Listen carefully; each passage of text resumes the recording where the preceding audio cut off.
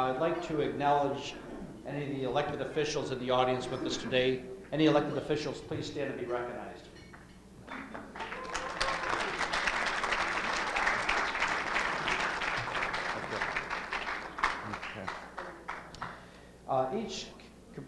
Each of our speakers will have 10 minutes, and then we're going to have this young lady here in the blue keep track of time.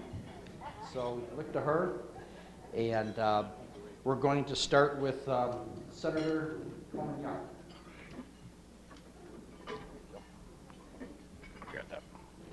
Well, hello, everybody.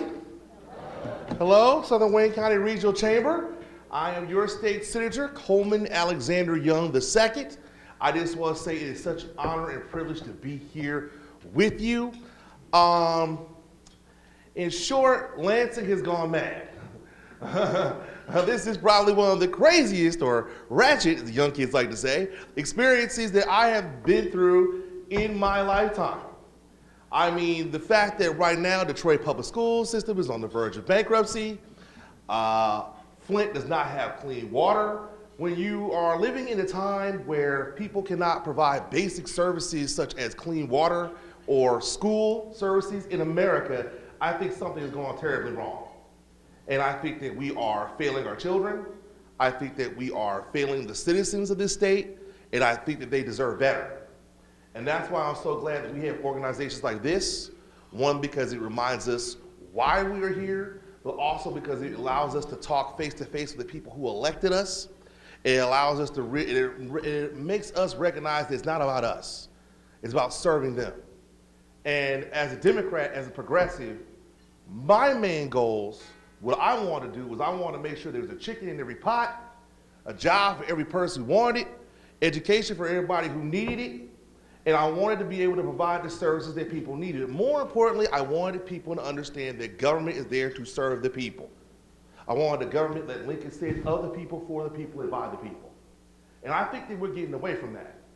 I think we're starting to become a government of ourselves, for ourselves, and by ourselves, or of the politicians. That's not how it's supposed to be. And so what I'm here to say in closing is that, be careful what the politician says in closing, right?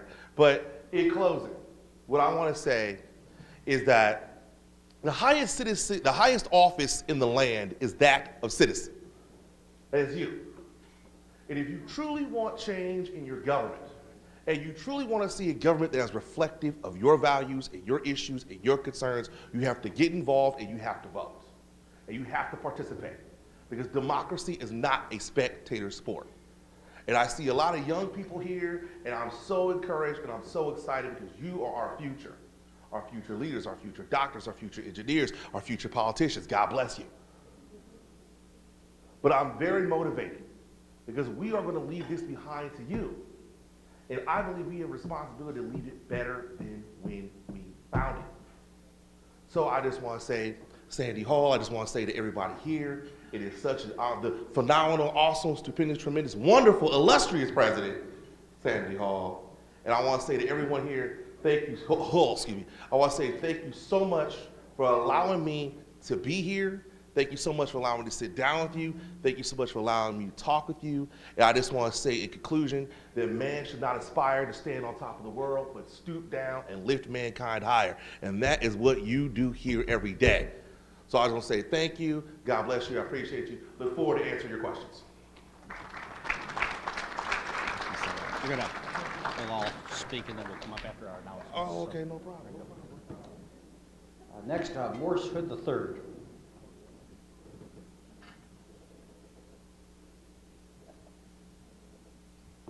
Senator Hood. Thank you, sir. So I usually pace when I talk, so please excuse me, but we have a lot of things going on in Lansing, and these things that are going on, just like this, as you look at it from a country standpoint, or United States standpoint, that we're at a period of time where history is going to be made. History is going and being made, of course, all the time, but we're dealing with some issues in our state, and a lot of you know about it from the municipality standpoint, that we're in a time where there are some adjustments that need to be made, in my mind. And in that being said, we're talking about, as Senator Young alluded to, is supporting the core of what we're all about. And the core is helping those who aren't able to help themselves. And government is to help the municipalities through revenue sharing. We're talking about school districts, as we talked, as you know, one of the big topics, Detroit Public Schools. But as we were talking earlier today here, we have to realize Flint situation, the Flint water situation, these are situations that are going to impact us from years and years to go, from years and years from now. And we've got to get this right. If we're going to do something, we've got to get it right, because we're going to impact not only folks of Flint, not only folks of Detroit, but it's going to affect you as being neighbors of Detroit. It's going to be at your front doorsteps more sooner than later. If not, your municipality or your school district. You're going to be impacted by this one way or another. And it's important that we get it right. And I think nowadays in Lansing, we have a tendency to take the path of least resistance. We don't want to sit down and do the hard work, sit down and negotiate and come up with a great solution or the best solution, but we want to take the easy way out and do things. And as we've seen, even in the Flint situation, the easy way out was not to put the things in place that needed to be in place to stop the lead from being in the water. And there's repercussions that happen later down the line because of that. And everything we do today, there's a reaction. For every action, there's a reaction. And we've got to buckle back down and get back to the basic core principles that made not only this state, not only Southeast Michigan, or Southeast Michigan, but to get down to do those things. We talked about higher education, as we're talking to the high schoolers from E-course, higher education. If we don't provide a quality K-12 education, how can we provide a great higher education? So we've got to change our priorities. But I'm glad to be here, and I didn't really mean to get that deep real quick, but I think that it's something that needs to be talked about. It's something that we are, Senator Hopgood, Senator Young, and I are available for, because we don't have all the answers. And as our youth, and I call them youth, no disrespect, and all the youth that are here, give us your ideas. Everybody, tell us what's going on. Tell us what's on your mind, because we, as legislators, represent. We don't go to Lansing to do what we want to do. We do what you send us there to do. And so along with that comes communication. And we have to continue to communicate and begin those lines of communication. And so we're here, and thank you for allowing us to be here. Thank you for inviting us to be here. And we look forward to your questions coming up shortly. Thanks. Next, my senator from District 6, Senator Hopgood. Thank you. Well, good afternoon. It's a real pleasure to be here. I've been here several times. I think I've lost track of how many times I've been here. This is a real community service that you guys put on for the Downriver area, and I'm appreciative that there's a forum where we can get together and talk about different issues and share information and learn from each other. And as the speakers said, the previous speakers, that we bring out the young people, the students, and have them be a part of this process. So thank you for continuing to have this and to continuing to invite me to come back. It is a pleasure. So the other, Senator Young and Senator Hood kind of really got in the big picture. I'm going to try to get down into a couple of the details of some of the things that are going on. So we're getting towards the last steps in the budget process. You may have just seen that there's some adjustments that need to be made. They're in the range of a couple $100 million. So sounds like a lot of money, a couple $100 million or so. It is a lot of money, but in the terms of the overall state budget, it's not actually that much. And I ask students all the time, how big do you think the state budget is? And lots of times they'll start out with like $1 million or even less, you know, and we have almost a $55 billion state budget with a B. Now a whole lot of that is federal dollars, you know, a whole lot of that just kind of comes through the state budget, but finding a couple $100 million shouldn't be sort of a huge issue. But certainly, you know, there's, I think the governor anticipating some of these issues around Flint water, I think he didn't want to pick a lot of fights. Now certainly every budget, there's so much to it. There's always something that's not good or that you want to get out or that you wish could be enhanced.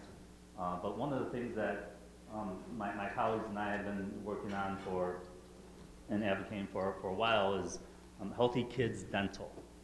You know about Healthy Kids Dental? It's a program for low-income youth to help them get some of the dental care that they need. And if you know about dental care, it's really kind of important to a kid growing up and being healthy. And you know, it actually, you know, you want them to be healthy, but it actually gets back to the state issue of education. So, you know, if a kid's sick or he's, you know, in pain or whatever, and he's probably not going to be the greatest student. So, but there's so much more to it than that. It's sort of their opportunity in life, and so the program had been rolled out in county by county, and some of the biggest counties were the last counties to be included. And so this last round, the governor, again, I think trying to make some friends because he knew some stuff was coming back at him, you know, put in the expansion into Wayne County. And so I think it's a significant cost because of the size of our county, but it's a huge win for us, for our young people, and so that's great to see. Certainly, you know, DPS, that is a piece of the budget, so we're looking at trying to figure out how to find $700 or $800 million. I mean, that's really the conversation, a $100 million difference. You know, I think that this is part of a much bigger issue. And so when you think about why we're at the standpoint of looking at trying to find that much money for a school district, you know, the state has been involved, and I've shared this many times, but the state has been involved at a fundamental level in Detroit Public Schools for a long time. So, you know, one of the things that you hear is, well, just let them go bankrupt. Let DPS go bankrupt. The fact of the matter is that the DPS, if they have a deficit or a debt, a whole lot of that is to the state. So the state floats them emergency loans and you know, there's pension obligations and all that. These are all part of the debt. So we can let them go bankrupt and it comes right back to us. Detroit was a little bit different because the bankruptcy process could actually address a good amount of the debt or deficits. This is a little bit different. Part of the other piece of this argument, you know, the Senate passed a bipartisan version to reform DPS to provide support. The House didn't. It was a much more partisan version. I think the Senate version is much better. But between the House and the Senate, it's being framed in some ways as choice versus no choice, or traditional versus charter, and that's really, that's not really what's been happening. So as someone who's been in the room, the Senate version, again, is a bipartisan plan. charter folks were in the room when we were talking about some of the provisions in it. And while not all the charter community in Lansing signed off on it, a significant amount did. So there's some powerful, deep-pocketed folks who aren't a part of this that are yelling really loudly. And so that's what the holdup is between the Senate and the House versions. Flint water, it's a nightmare. It's pretty close to tragic. I mean, it really is, because government at its most basic form is to serve and to make sure that basic services are provided and that they're safe. And government failed. The governor, to his credit, put together this really good task force, kind of this internal looking at what happened, what went wrong, and most of the fingers were pointed at the state. And it's just, it's a sad thing, because the legs on this thing go years and years and years. It's not one thing that you can just go in there and provide support and help people out for a minute, and then it's all done. So these situations will the different effects will present themselves years and years down the road. And the pipes and all that stuff, I mean, it's just, it literally was to save a couple of dollars. So the treatment that we're talking about for corrosion control is about $100 a day. $100 a day.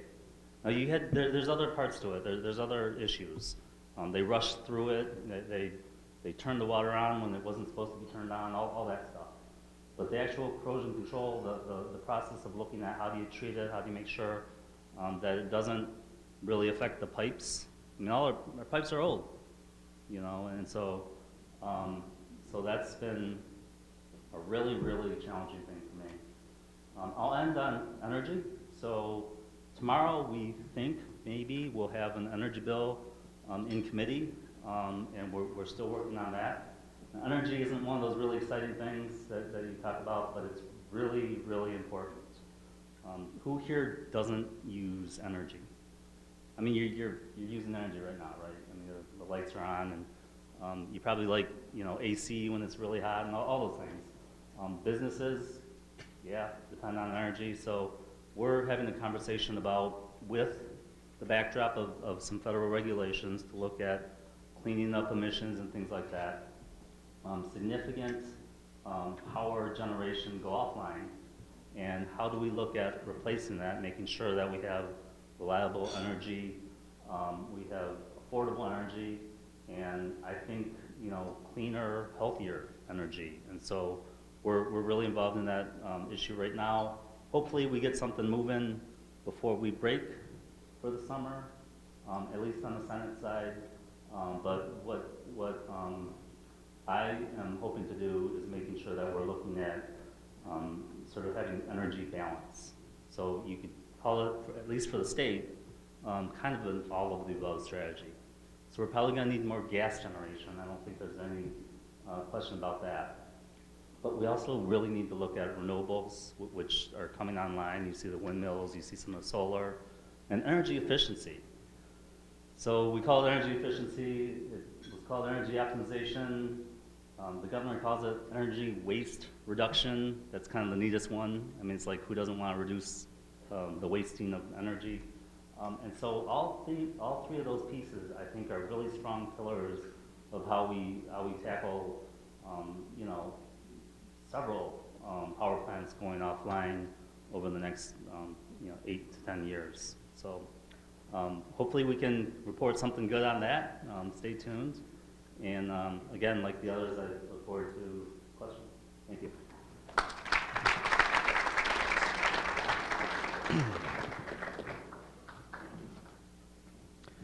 Some brief announcements before our question and answer session begins. The after business hours will take place on Thursday, May 26th. The morning spark will take place on Thursday. That'll be on June 2nd. The annual Chamber Golf Scramble at Grosedale Country Club will take place on June 17th. The Alive at 5 networking will take place on Tuesday, June 21st. The Cruisin' Down River 2016 will take place Saturday, June 25th. The Evening Spark Informal Networking will take place on the first Tuesday of each month. The next is at Bellicoso Cafe in Wyandotte. The next legislative forum will again take place here at the Crystal Gardens. More information on that will be announced. And you're invited to join the Chamber on an adventure to Thailand and Hong Kong. And those dates are October 31st through November 8th. And for additional information on all these events, including sponsorships and times and other details, please access the Chamber website at swcrc.com. We have a number of schools here, and as we like to do, we like to recognize each one of them. And as I call out your school's name, if you'd please stand and be recognized. First, we have Asher High School, sponsored by SEMCA.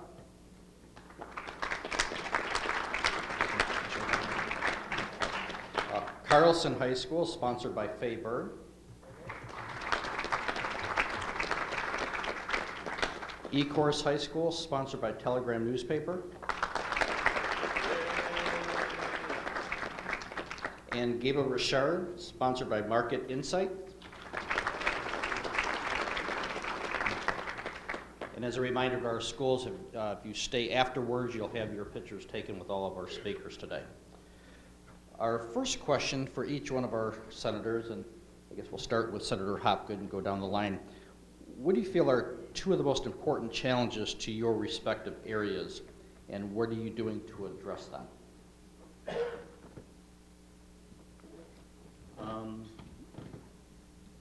I think, so for my area, I represent the 6th district, so it's 10 communities in Downriver, Western Wayne. I think probably one of the big issues for us is sort of economic development and making sure that we have sort of opportunities for young people. That's been one of the challenges for government.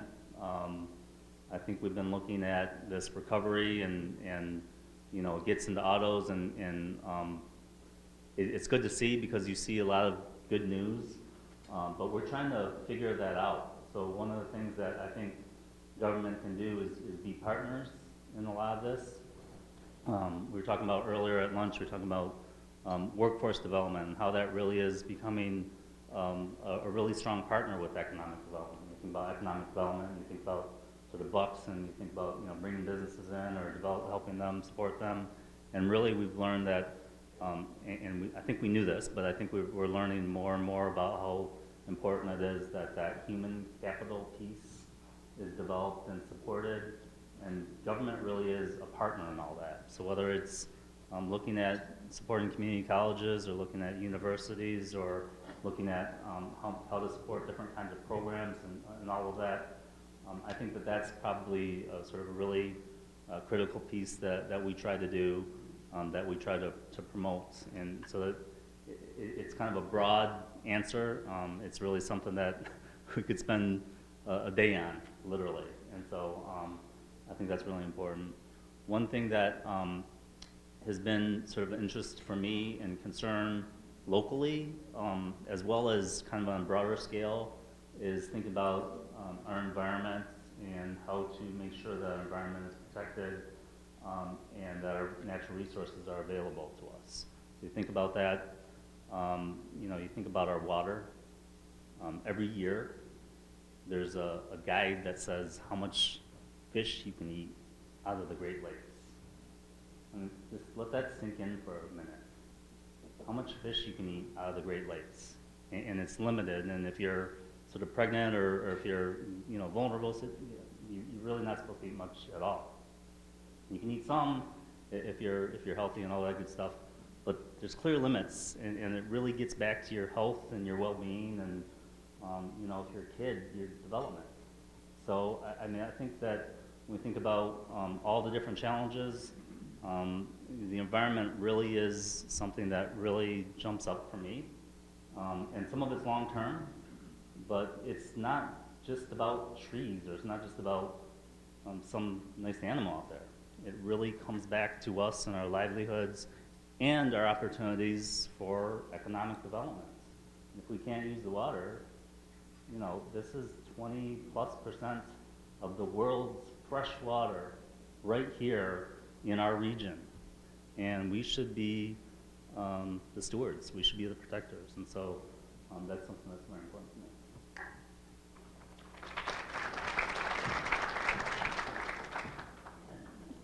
Senator Hood, same question. What are the 2 areas of importance in your particular district that you feel are important and steps you're taking to address them? Well, Senator Young hit, Senator Hopgood hit hit it on the head. A lot of things that we talk about, and I spoke about earlier, is actually, you know, revenue sharing to the local municipalities, and the state, with them not giving the, you know, the ample amount of dollars that are needed, the communities, the municipalities have to make up that difference in providing services to its citizens. And that's one of the big pieces of what we see. We talked about, and you can talk about school dollars. We can talk about the, you know, in this area, we can talk about the Jefferson Avenue Bridge that the Wayne County Executive has been working on. Mayor Bowler, is he over there? Okay, well, Mayor Bowler out of River Rouge has been working on tirelessly trying to get that, because that's a gateway coming up Jefferson Avenue to E-course and moving on down the line of Jefferson Avenue.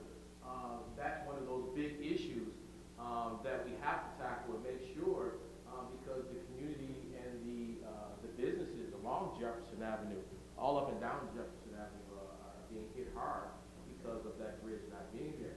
But providing the services from schools to municipalities is one of the biggest issues that I think that we need to give municipalities what they need so that they can provide the services, be it from going from plowing snow to picking up garbage, to providing all types of services that they need. And I think that as a state, we have to continue and begin to even do it more, is fund those more in a holistic view of making sure that the dollars get to where they need to be.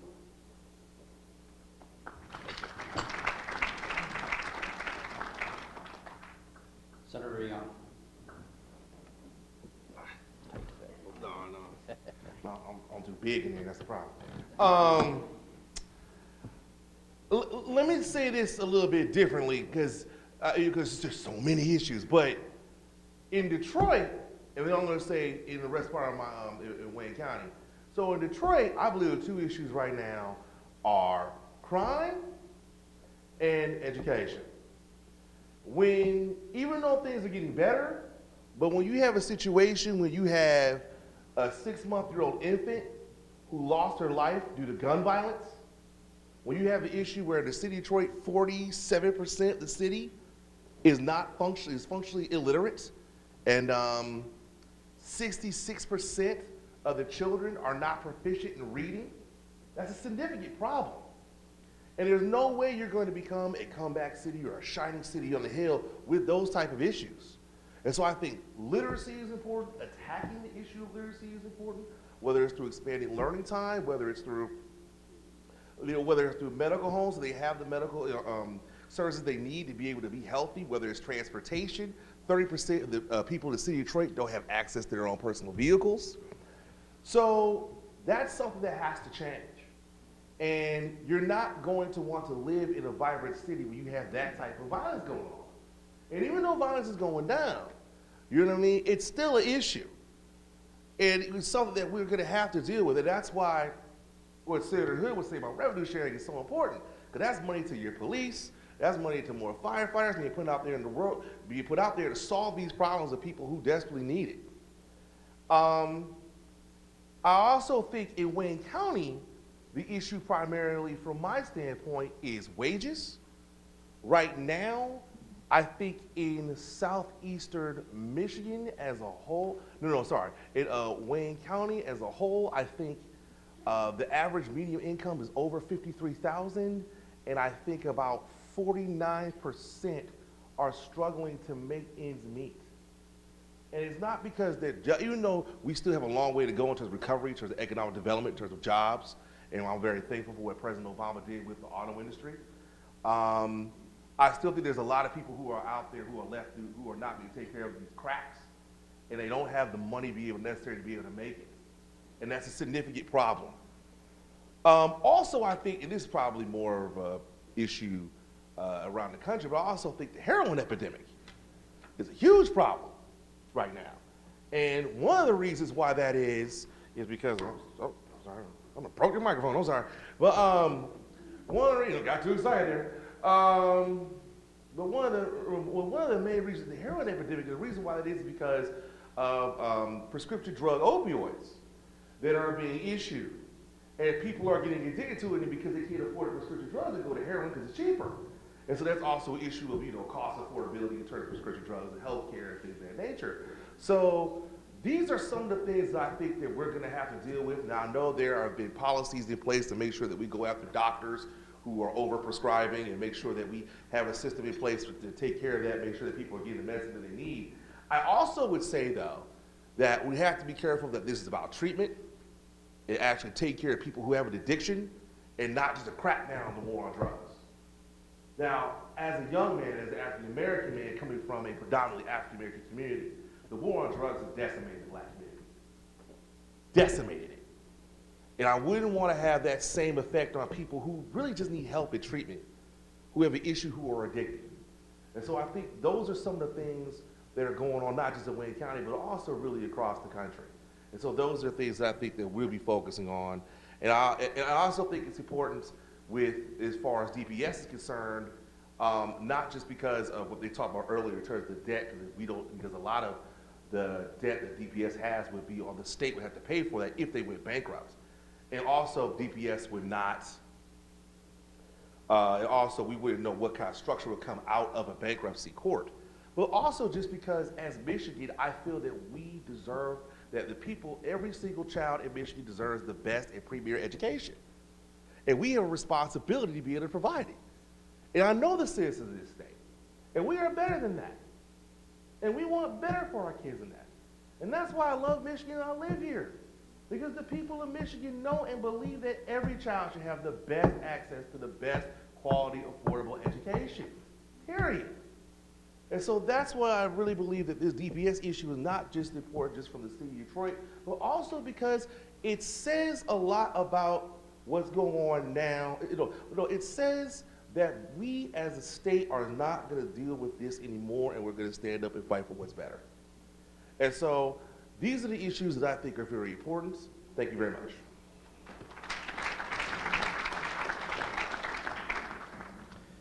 Senator Hopgood, besides the Detroit Public School bailout, what is the legislature doing to help downriver and metro Detroit schools that funnel a lot of DPS students?